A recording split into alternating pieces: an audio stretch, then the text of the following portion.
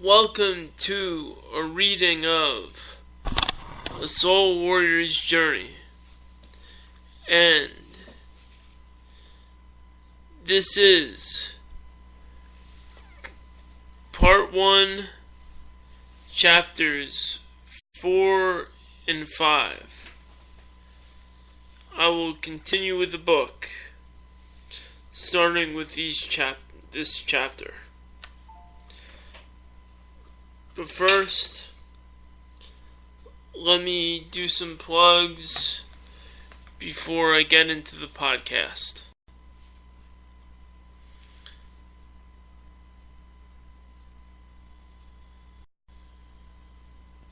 Let me get into plugs when I get into the podcast. One, I like to plug Richard Andrew Olkis' Olk and Us Network. He has a lot of good shows featuring Ricky and Wolfman Show.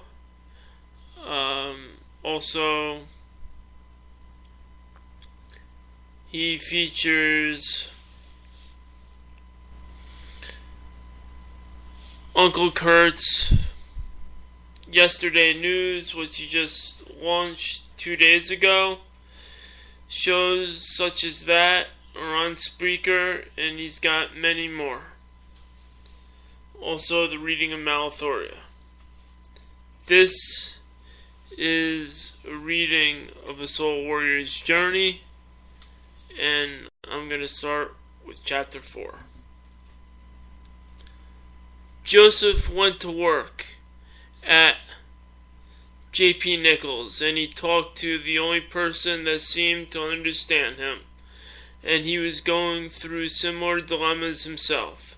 He was not a sex or gambling addict, but he had problems with his overt spending on his credit cards. He also seemed to buy the newest gadgets on the market when it came out. He was a supervisor at J.P. Nichols. His name was Luis De Leon. Luis was an avid fan of everything from Louisiana. He was an outsider in his own town of New York. Luis liked the New Orleans Saints when everybody in New York liked the New York Giants. He was the underdog in the store. He also looked out for his friends who worked there. Unlike supervisors who liked to boss around their employees, he was one that would work with them and would listen to their problems and try to help them. Lewis always looked out for the underdog, and most of the people working as merchandise handlers were the underdogs of the store and with life. It was 5 a.m. in the morning of a Wednesday on a cold November day. Louis and Joseph were unloading a truck as they were preparing for the holiday season. Louis took time to ask how Joseph was doing because he seemed to be troubled that day. Other days he was more troubled, but this day he was troubled a little bit more. Louis asked Joseph and said, "Are you okay, Joe? You seem to be bothered by something." Louis saw Joseph aggressively attack the pallets that day. He was acting more aggressive than normal. Joseph said, "Nothing much." At first, Joseph was hesitant to tell Louis, but at the same time, Joseph knew that he could trust Louis and that he would give him good advice. He also knew Louis was going through similar problems. Louis then said, "I know something is bothering you. I usually attack my job when something is bothering me. So you could be surprised I'm in a jam myself." Joseph then had told Louis his dream about the cops not having any money to pay for sex, the pimps chasing him, and that he saw a light that saved him when he was naked. Louis then cracked some jokes. He said, "I guess those were the number of female cops I had sex with last night, and that's the money I don't have either." Joseph started laughing, but then stayed listening to Louis as he said, "Don't think I have my act together too. I have more debt than Mike Tyson has problems." Joseph said to Louis, "Me too." Louis looked at Joseph with a discerned look on his face and said, "People like us weren't meant to get ahead in life. Other people could do it, but with us, something could come up. It could be the latest woman, the latest gadget, car, you name it, and even alcohol. Some people could abuse it, and some people could balance their lives and have a wife, a kid, and a nice house. Well, that ain't us. Even if we try to get ahead, something will just knock us down, and it's all our doing. We may make excuses, but it's us at the end of the day that make these excuses." Louis kept on speaking, and Joseph kept listening, but until Joseph said, "The band! The band!" just as Elwood was telling Jake and the Blues Brothers. This was to get Louis's attention, and Joseph wanted to say something. He said to Louis, "Yep, I agree with you. I know my life is a mess, but I think there's hope for me." Louis tried not to say it bluntly, but he said, "You do have potential, but if you go through life the way you have been, you will continue to be miserable. A beer on the weekend is fine for me, but I live my life and I'm aware that I am making my own mistakes. If I buy myself a new phone, I know I will have to pay the price. I figure I only live once, so why don't I live it that way?" Joseph was baffled and thought in his head,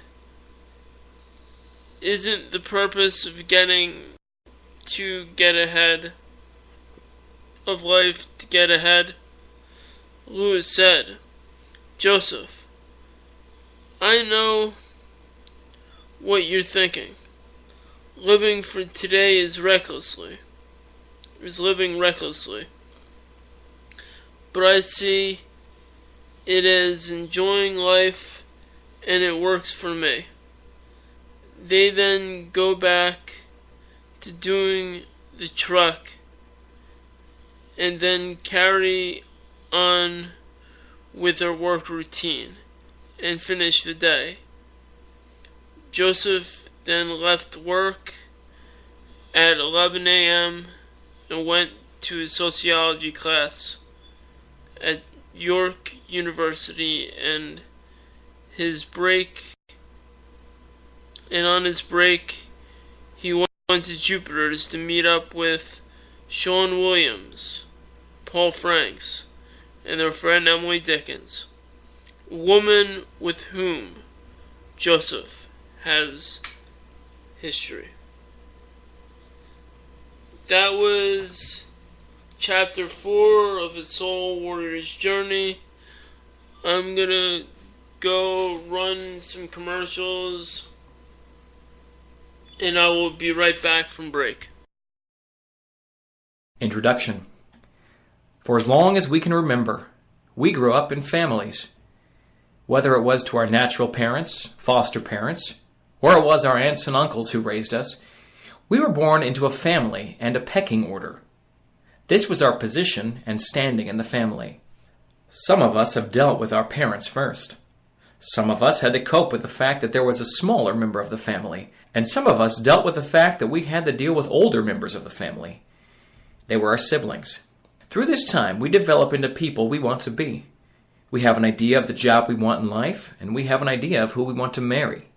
Quote, birth order is widely recognized in individual psychology as a determinant of personality. Ashby, Locierco, and Kenny, 2003, page 43. We develop our certain paths by learning from our parents and our siblings. Even singletons go through the growing up process developing traits. Eventually, we learn to interpret where we stand in the family. According to Campbell et al., quote, psychological birth order is generally defined as the way a person perceives and interprets his or her position in the family constellation. Ashley, Locierco, and Kenny, 2003, page 44. This is where we gradually formulate ideas, and we grow them into our own. Oftentimes, this leads to conflict within the ranking of birth order. The next section will discuss how birth order develops in people.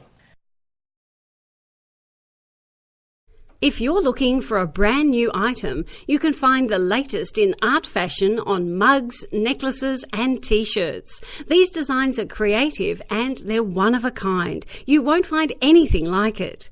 You can find it at cafepress.com/Joseph Valdi Creative Art. I personally recommend it. That was Birth Order, how the roles of each siblings are placed at birth. It is available on Audible, Amazon, and also Kindle too. Soon it will be available on paperback, but that's going to become in a certain date. And also, that was Joseph E. Valdi, that's EVALDI, Creative Art. That's available on Cafe Press. It has your latest in fashion from my design. It has cups, mugs, accessories, you name it. Also good gift ideas. Back to the podcast. I'm back and I'm going to read chapter 5 and I'm going to wrap it up afterwards. This is chapter 5 of A Soul Warrior's Journey. As Joseph sees Emily at Jupiter's, a coffee shop, he is in awe. He says, "Hey Sean, hey Paul." He pauses for a second. "Hey Emily, what brings you here?" With a smile on Emily's face. I was on the phone with Sean yesterday.